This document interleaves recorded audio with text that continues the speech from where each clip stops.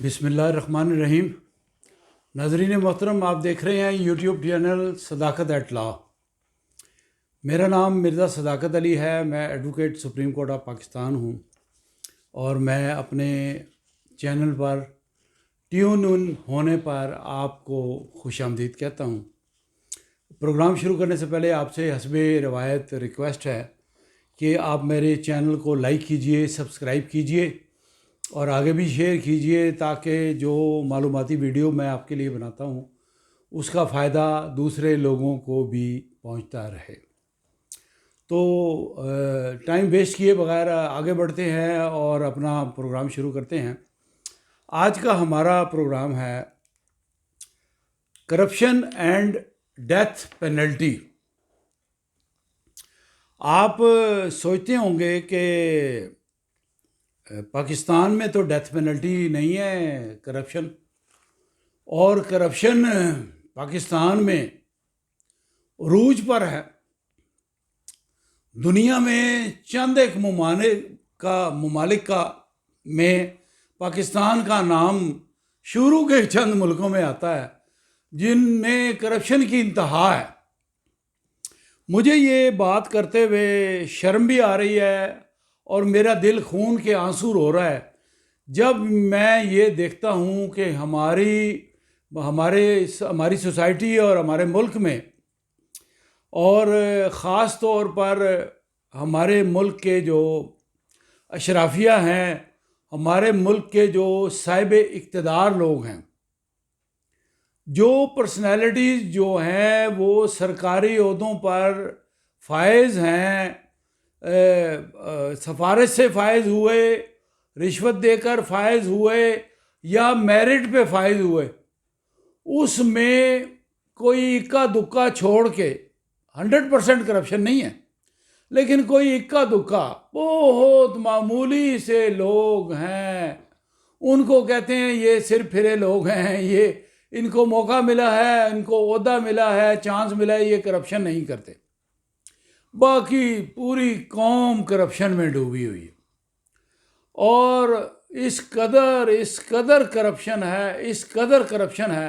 इत्तफाक से मेरा शोबा जो है, चूँकि वकालत की फील्ड है और मैं बहुत सारे सरकारी ओहदों पर भी रहा हूँ, और मैंने अपनी आँखों से होने वाली करप्शन जो है उसके वाक़यात देखे सुने हैं और उनके मुतालिक केसेस भी किए हैं और अब भी कर रहा हूँ, अभी भी कर रहा हूँ।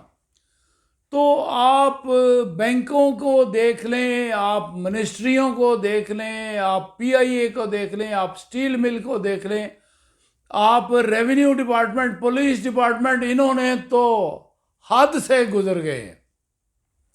रेलवे का डिपार्टमेंट देख लें, पीआईए का डिपार्टमेंट देख लें, एग्रीकल्चर सेक्टर देख लें, नहरी निज़ाम देख लें, आप नाम लें किसी का शोबे का जो करप्शन फ्री हो।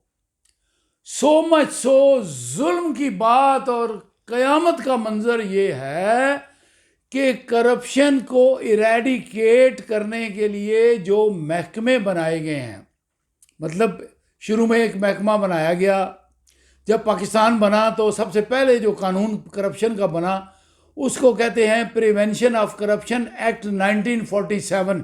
उसकी section 5 sub section 2 of act of 1947 जो है उसके तहत केस होता था। और कोई बंदा, जब पाकिस्तान का वजूद स्टार्ट हुआ, कोई बंदा करप्ट होता था, ज़्यादातर लोग दयानतदार थे। फिर ये नासूर बढ़ता गया, ये कैंसर बढ़ता गया, अब इसने हदें पार कर दी। अब आपको ढूंढने से कोई बंदा शाज़ व नाज़र मिलेगा जो करप्ट ना हो। कोई करप्शन कैश में ले रहा है, कोई मुल्क के अंदर ले रहा है, कोई हज करने जाता है, उम्रा करने जाता है, वहाँ सौदे करता है, कोई लंदन में वसूलियाँ करता है अपने रिश्तेदारों के ज़रिए। यानी ऐसे ऐसे साइंसी तरीके ईजाद हो गए हैं कि खुदा की पनाह, सबका मैं जिक्र नहीं करता। मेरा आज का सब्जेक्ट ये है कि पाकिस्तान में भी करप्शन की सज़ा जो है वो तब्दील कीनी चाहिए और करनी चाहिए और नया कानून बनाना चाहिए, और करप्शन की सज़ा जो है वो सज़ाए मौत से कम नहीं होनी चाहिए। जी, ये बात आपके लिए आज का जो मैं प्रोग्राम लाया हूँ उसमें मेरे इसके 2-3 पार्ट्स हैं। शॉर्ट बनाऊंगा। मैं आपको सबसे पहले बताऊंगा कि किन किन ममालिक में दुनिया में करप्शन करने पर सजाए मौत की सज़ा है और उन पर वो अमल दरामद करते हैं। थोड़े से मुल्क हैं लेकिन वो बिल्कुल ज़िम्मेदारी के साथ मैं आपको बताऊंगा किन किन ममालिक में करप्शन की सज़ाए मौत है। उसके बाद मैं आपको बताऊंगा कि पाकिस्तान में सज़ा क्या है और करप्शन के इदारे क्या करते हैं और हमारे पास कानून क्या होना चाहिए। ये करके मैं अपनी वीडियो ख़त्म करूंगा। अब सबसे पहले मैं आपको बताता हूं, हम पाकिस्तान को कहते हैं कि जी ये तो ममलिकत खुदादाद पाकिस्तान है। ये जो लोग पाकिस्तान को ममलिकत खुदादाद पाकिस्तान कहते हैं, इनकी अकल कहाँ चली गई है? खुदा की कुर्रा अर्ज सारी पूरी कायनात खुदा की ममलिकत है। आप किसी गलतफहमी में मुब्तला हैं कि सिर्फ पाकिस्तान में जो है वो ये ममलिकत खुदादाद पाकिस्तान है। ऐसा नहीं है। वो आपके हमसाए में जो बुतों को पूजते हैं भारत वाले, उनका भी वो खुदा वही है जो हमारा खुदा है। उस रब ने उनको पैदा किया, वो माने ना माने, पैदा उस रब ने किया है जो आसमानों पे बैठा है।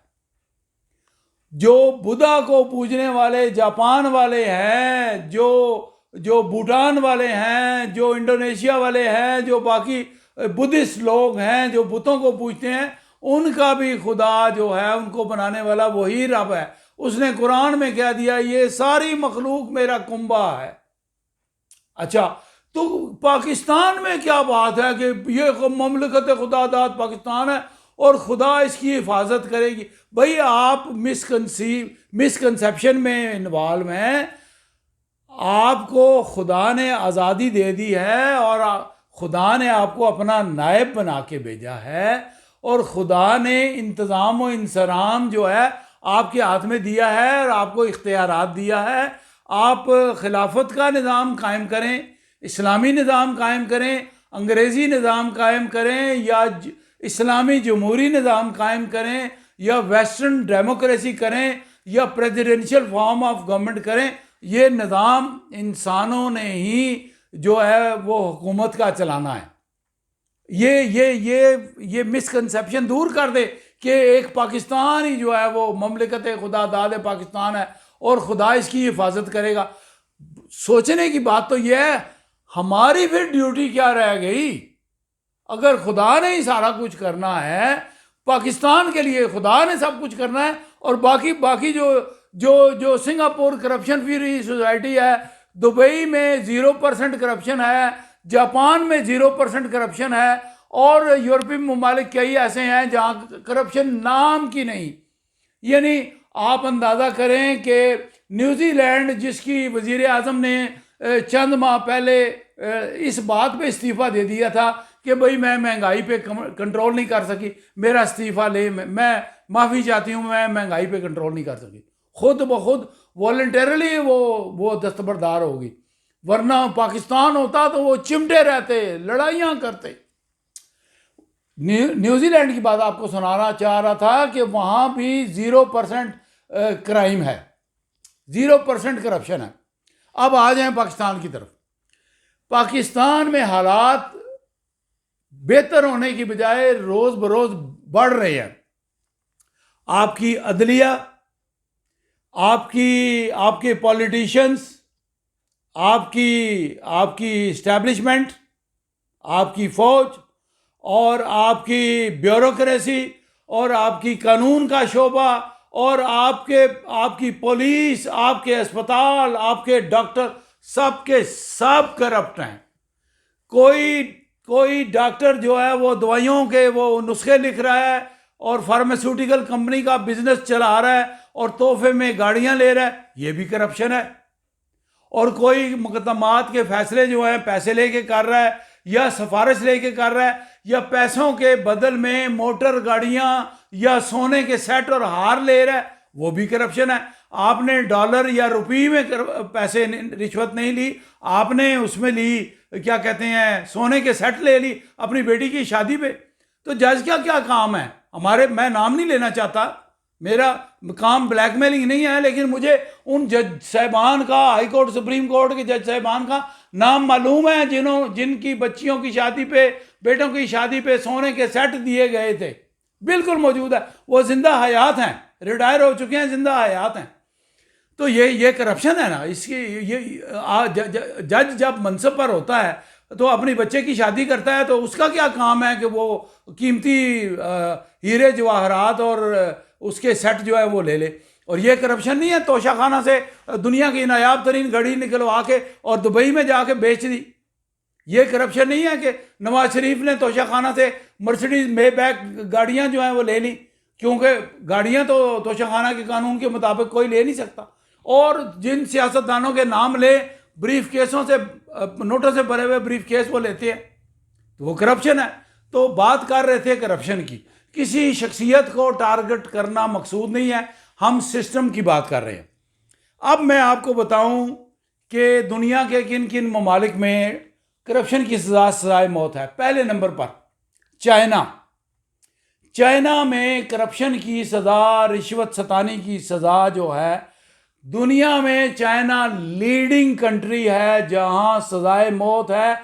और चंद दिनों में वो फैसला करके और चौक में खड़ा करके गोली मारते हैं, और जो मुजरिम को गोली मारते हैं उस गोली की कीमत भी बैंक में जाके वो मुजरिम के लवाहिकीन अदा करते हैं। गोली की कीमत भी चीन वाले मुजरिम से लेते हैं।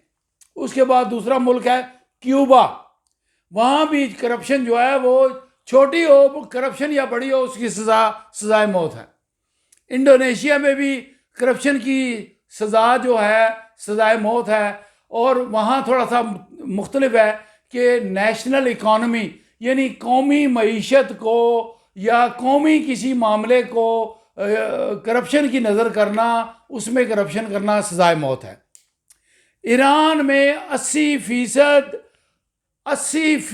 करप्शन की सजाए मौत एग्जीक्यूट कर दी जाती हैं। 88%, 80% नहीं, 88%। फिर एक और मुल्क है मोरक्को में भी करप्शन की सजाए मौत है। थाईलैंड भी एक मुल्क है, वहाँ भी ब्राइबरी, रिश्वत सतानी पे सजाए मौत है।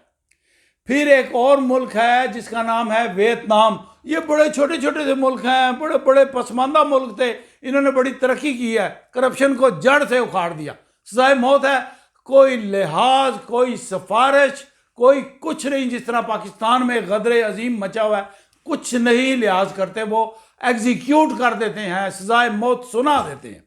उसके बाद एक और मुल्क है जहाँ पर करप्शन की सजाए मौत है, उसका नाम है साउथ कोरिया। ये मैंने 8 ममालिक गिनाए हैं जिनमें मुसद्दका खबर आपको दे रहा हूँ, वहाँ पर करप्शन की सजाए मौत है। और सब मुल्कों ने तरक्की की है। अब मैं आपको थोड़ी सी तफसील बताता हूँ चीन की। चीन इनमें सरफहरिस्त है। चीन में जो गद्दारी है उसकी सजाए मौत है, और मुल्क में अलहदगी पसंद करने की तहरीक चलाना या कोई अमल ऐसा करना या कोई काम करना, उसकी सजा भी सजाए मौत है। फिर यानी आर्म्ड फोर्सेस की रिबेलिशन या राइटिंग यानी बलवा करना, या आर्म्ड फोर्सेस जो अफवाज हैं चीन की, उसमें बागियानापन करना जो है उसकी भी सजाए मौत है। फिर चीन में कोलैबोरेशन विद द एनिमी यानी दुश्मन के साथ मिल के साजिश करना, यानी चीन में अगर कोई चीनी बाशिंदा चीन के दुश्मन मुल्क के साथ साथबाज करे, उनको अपने मुल्क की राज दे, तो वो सजाए मौत है, एग्जीक्यूट कर देते हैं। फिर चीन में इस बात पर भी है सजाए मौत कि कोई स्पाइंग करे। स्पाइंग का मतलब है जासूसी करे, मुल्क की राज जो है वो आगे दे।